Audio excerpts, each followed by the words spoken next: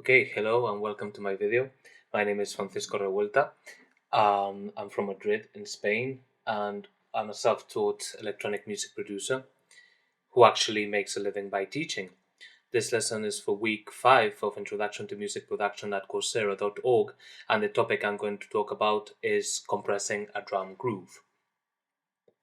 Okay, so let's begin. I've chosen an electronic drum groove, and I would like you to listen to it first, and then we'll start talking about compression.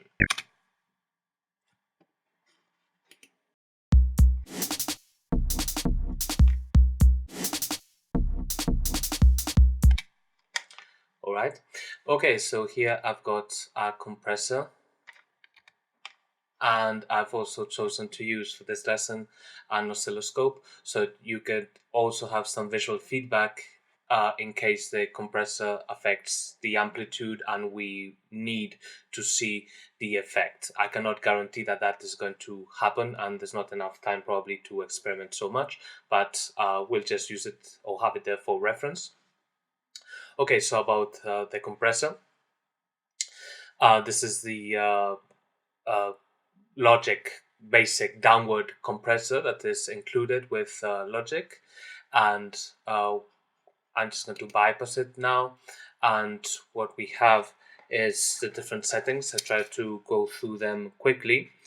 We have a threshold here. Let's set that to -20, and then we have a ratio on the left.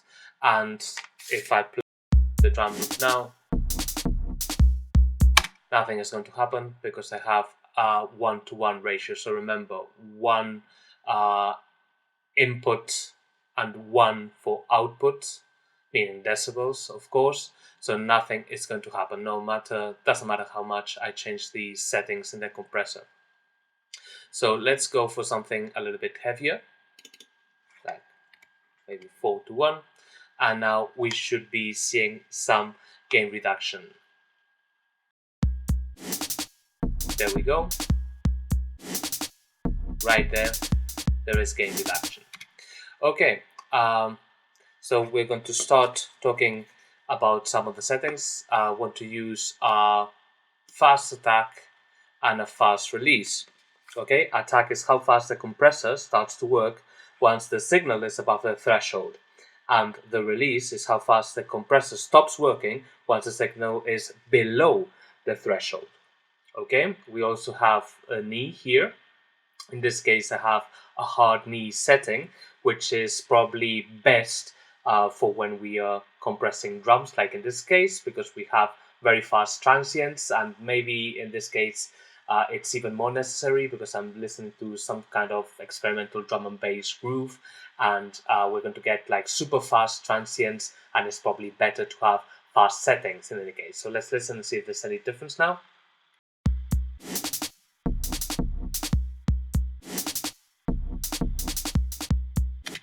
Okay, so what we could see here is that we have a fast attack, so the transient or every transient is being compressed, but then at the same time the compressor is being released very fast, so that allows us to have the dynamics of the drum groove, right?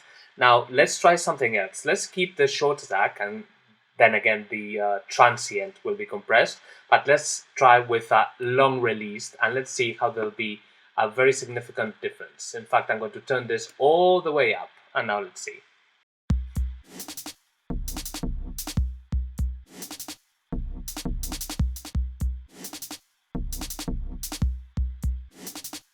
Okay, so you notice that. So what we find now is that because the release is so slow, we find the dynamics of the drum groove are completely crushed,